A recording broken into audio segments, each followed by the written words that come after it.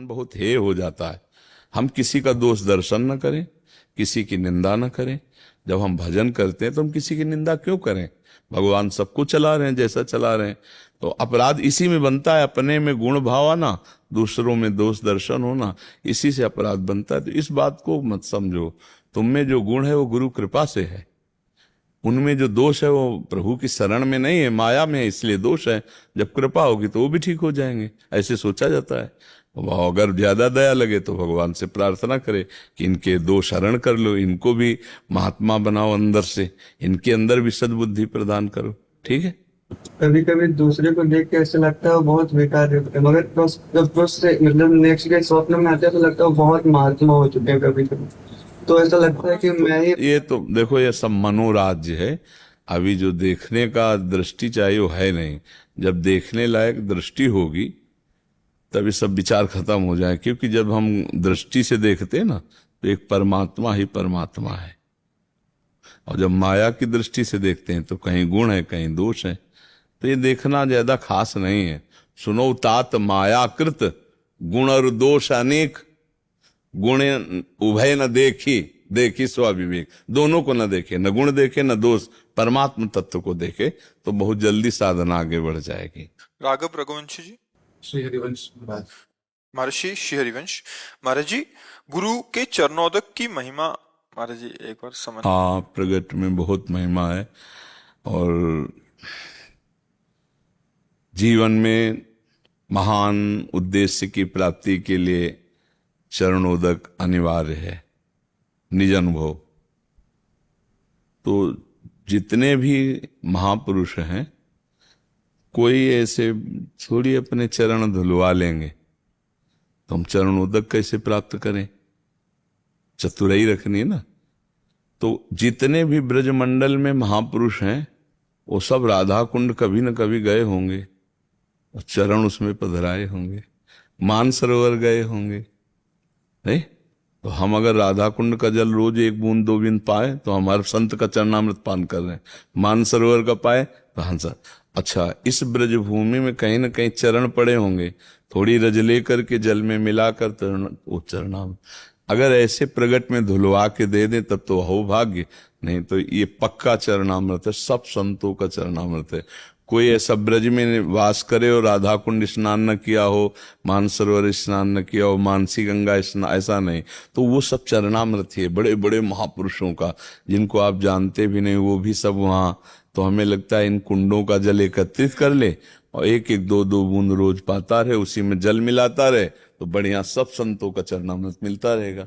और प्रगट में अगर कोई गुरुदेव कृपा कर दें तो कर दे, नहीं तो प्रगट में प्रायः जो भजनानंदी संत होते हैं न चरण छूने देते हैं और न चरणामृत, क्योंकि दैन्यता रहती ना कि हम इस काबिल नहीं हैं। जैसे अब कोई कहे कि चरणामृत आप अपना दे दो, तो बड़ा हृदय में क्षोभ होगा कि हम इस काबिल नहीं कि अपना चरणामृत। हाँ, संतों का चरणामृत पीना चाहिए, कहीं मिले तो हमको भी दे दो, लेकिन ये भाव थोड़ी आएगा कि हमारा चरणामृत ले लो, ऐसा कभी भाव नहीं आएगा।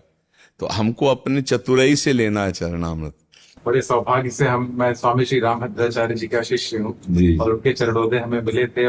प्रश्न मेरा उसी दिन से था कि आपसे हमें जरूर। हाँ, अगर गुरु कृपा करके चरणोदक दे देना तो फिर गुरु चरणामृत, गुरु छिष्टामृत, गुरु चरण रज, ये जीव का परम कल्याण करती है। ये हमारे हृदय में विशुद्ध भक्ति प्रकाशित करती है। पक्का बिना चरणामृत के अपने लोग तो, वैष्णव लोग तो जीवन ही नहीं है। हरि चरणामृत और हरि के निजजन गुरुजन का चरणामृत, यही पहले जवान में वही जाता है। जितने भी सच्चे मार्ग के पथिक होंगे तो सबसे पहला काम होता है मुख में चरणामृत जाएगा, तब और बात होगा। चाहे प्रिया प्रीतम का चरणामृत, चाहे गुरुदेव का, एक ही बात है, एक ही बात है। इष्ट और गुरुदेव दो नहीं है, इष्ट का चरणामृत, गुरुदेव का चरणामृत, एक ही बात है। तो चरणामृत बहुत मंगलमय, चरण रज लगावे और उनकी जूठन मिल जाए, फिर क्या कहना, निहाल हो गए, सौभाग्य हम प्राप्त हुए। हाँ, नहीं, बहुत संत जन कृपाल होते हैं, समर्थ पुरुष होते ना। जैसे आचार्य कोटि के महापुरुष हैं वो तो कृपा करते हैं, और जैसे अपने लोग तो अधम जीव हैं, तो फिर उसके लिए होता है कि नहीं ले भाई को हम तुच्छा परम अधमा, कहा मैं तुच्छ अधम उच्छिष्ट चरण रज चरणामृत तो महापुरुषों की ली जाती, ऐसा रहता है ले। तो फिर चोरी से लिया जाता है, फिर ऐसे जनों को लूटा जाता है। निकलो तुम किधर निकलोगे, जहां निकलोगे चरण देखे वही रज ले ली, वही पानी में मिला ली, चरणामृत बना के पीते। भक्त चतुर होते, हाँ, वो कैसे प्रभु का चरणामृत मिलना है, कैसे प्रभु का उच्छिष्ट मिलना है, हर बात। हमने ये अनुभव भी किया है कि उन्नति प्रगति हमारे पूरे परिवार की बिल्कुल पक्का बच्चा, पक्का। गृहस्थी में होते हुए भी रामायण गीता भागवत इन सब का ज्ञान, पूजा पाठ करके अपने किसानी के काम करने, ये संतों के चरणामृत का। जहां संत हैं वहीं मत की रति गति भूति भलाई, जब जय जतन जहां जय पाई, सो जानो सत्संग प्रभाव, लोकों वेद न आनु पाओ। अगर कहीं किसी का कुछ परिवर्तन हुआ है तो किसी संत महात्मा का आश्रित है वो, कहीं संत महात्मा की कृपा हुई है। जी राधे राधे। राधे श्याम। महाराज, ये मैंने श्रीमद् भागवत गीता, जो अपनी संपूर्ण भागवत गीता है, जी जी, ये पूरी खुदाई करके बनाई है। एक्रिलिक शीट है, पूरी संपूर्ण भागवत गीता इतनी सी शीट और लेंस से पढ़ी जा सकती है। इसके 8 वर्ल्ड रिकॉर्ड है मेरे। दुनिया की सबसे छोटी श्रीमद् भागवत गीता है। अच्छा, ये पूरे वर्ल्ड की।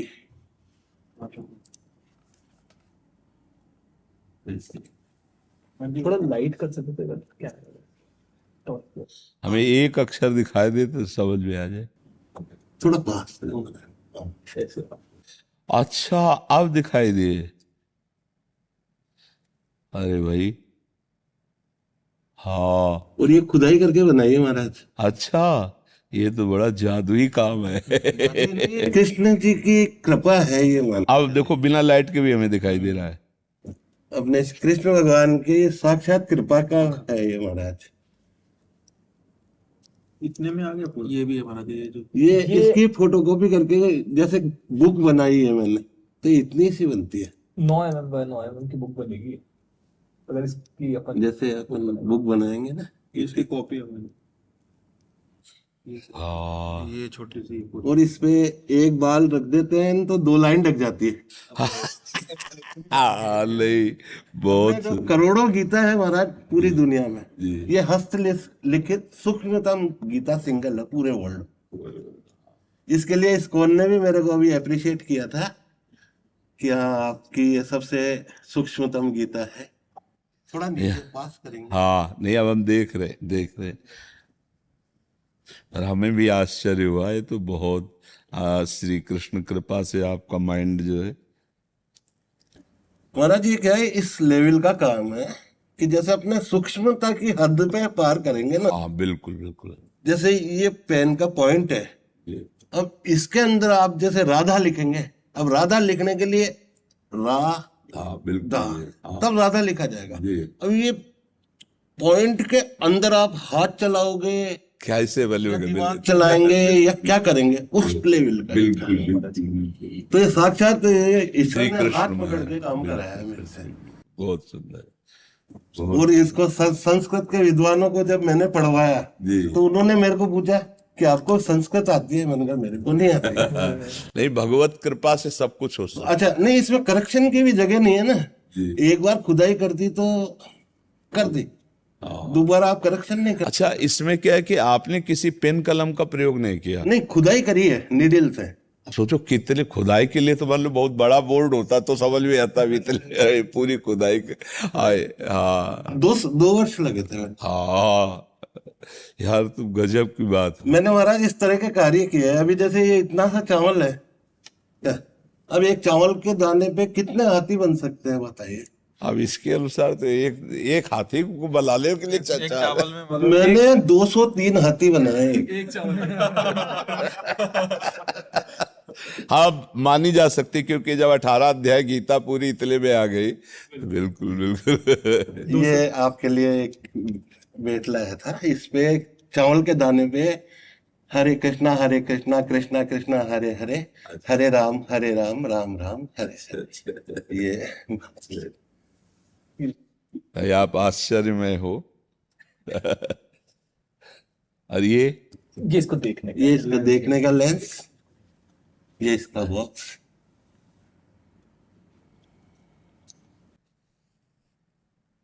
महाराज 2 शब्द इसके लिए आप कुछ।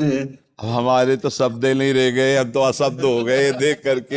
हाँ, पर भगवान ने मूकम करोति वाचालम पंगुम लंघेते गिरिम यत् कृपा तमहम वंदे परमानंद माधवम। भगवान कैसे दुर्लभ कार्य करवा देते वो मुझे प्रत्यक्ष देखने में आ रहा कि एक मात्र जो है इतने से उसमें 18 अध्याय संस्कृत के आपने ये श्री कृष्ण कृपा कुछ भी करा सकती है। जैसा हमने शास्त्रों में पढ़ा कि जहां सुई के धागे में जाने में परेशानी वहां से ब्रह्मांड वो पार कर सकता है, वो ऐसा समर्थ है। ऐसे ही ये दिखा दिया कि अपने जनों के द्वारा इतने में कितने श्लोक लिखे जा सकते हैं। आप सोचो इतने में कितने श्लोक, पूरी गीता को लिख।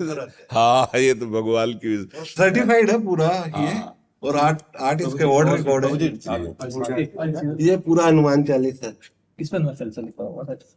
अच्छा, आपने तो आश्चर्य कर दिया। तो हाँ हाँ, श्री हनुमान चालीसा। श्री गुरु चरण सरोज। अरे यार, पूरा वास्तविक ये एकदम इसमें बड़ा बड़ा दिखाई दे रहा है। ये थोड़ी बड़ी है क्योंकि ये तो बहुत बारीक है जी जी। और इसको भी जैसे फोटो करके जूम करते हैं 100 गुना बड़ा, तो पूरा पढ़ने में। धन्यवाद। एक लाओ श्री जी की चुनरी लाओ। हाँ, अभी दे दे, श्री जी की चुनरी लाओ। दोनों को दे दे, एक दुपट्टा देना। ये श्री जी का प्रसाद ही ले ले। जय जय श्री, जय जय श्री, जय जय श्री। आओ, स्वागत है आपका। आपके आशीर्वाद से वल्लभ कुल की 20वीं पीढ़ी है, महाप्रभु श्री वल्लभाचार्य की। क्या अहोभाग्य, आपका स्वागत है। लाओ, पटका लाओ, उड़ाओ इन दोनों को, और चुनरी सखी को उड़ाओ। आपसे मिलने का बहुत समय से मन था, और ये कहीं जाते ही नहीं छोटे लालन, पर ये बोल रहे हैं कल से जब से आए हैं प्रेमानंद जी से कब मिलेंगे। की कृपा है हमारे ऊपर, इसीलिए दर्शन देने आए आप। है, आपकी कृपा है ना हमारे ऊपर। आचार्यों की कृपा, आचार्य वंशज की कृपा से हम बलवान हैं। उन्हीं की कृपा से हम बोलते हैं, उन्हीं की कृपा से सबसे मिलते हैं। नहीं तो हम मरे हुए, हम में तो कोई सामर्थ्य नहीं। आचार्य की कृपा है। आप नाम जप करते हैं? हाँ, ठाकुर जी की सेवा में अभी तो गए नहीं होंगे, आपकी जाना शुरू हो गया। ठाकुर जी की आप ऐसा आशीर्वाद है महाप्रभु जी का कि दोनों सुबह उठ के सबसे पहले, बॉम्बे के सबसे अच्छे स्कूल में पढ़ते हैं, पर सुबह उठ के सबसे पहले सेवा में जाते हैं। ठाकुर जी का पूरा श्रृंगार, भोग और नाम जप, माला करके, अपना जो वल्लभ कुल का जो हमारा पाठ है सब करके, और फिर स्कूल जाते हैं और तिलक में रहते हैं। ऐसी महाप्रभु जी की कृपा है। बहुत सुंदर है। खूब नाम जप करते रहो, अपने आचार्यों की वाणी का स्वाध्याय करते रहना। लौकिक पढ़ाई के साथ साथ आचार्यों की वाणी का भी स्वाध्याय हो, जिससे आगे चल करके उस वाणी में प्रवीणता आवे।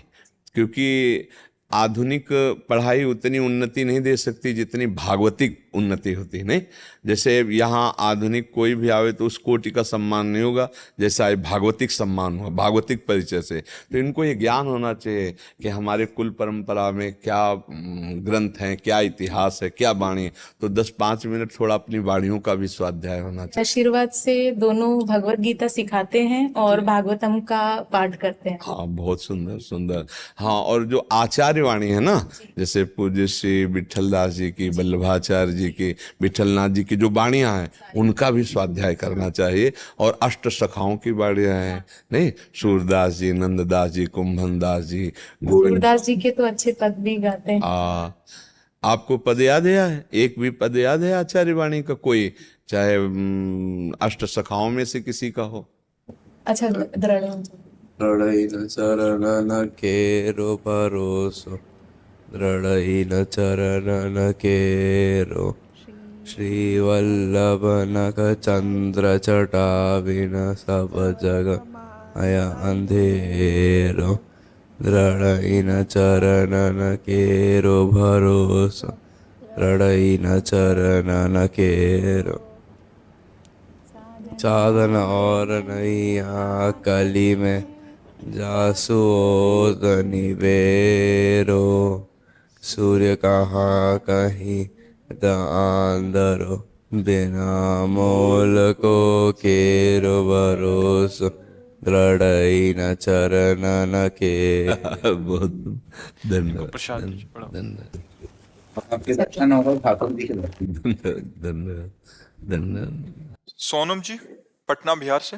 जय श्री राधे। श्री राधे महाराज जी। महाराज जी, अगर कोई किसी का अंतिम समय हो और अगर डॉक्टर अंदर नहीं जाने दें अस्पताल के रूप में जहां रोगी हो, तो क्या बाहर से नाम जप करने पर उस मनुष्य का कल्याण हो जाएगा, या हम क्या कर सकते हैं? बड़ा विचारणीय विषय बनेगा, क्योंकि अस्पताल में वहां अगर नहीं जाने देते हैं तो उसके पास का वातावरण स्वयं का चिंतन भागवतिक नहीं है, और क्या पता वो करता भी ना हो, जब भी कभी किया ना हो। बाधा हो जाएगी। नहीं कहा जा सकता कि उसको भगवत प्राप्ति हो जाए।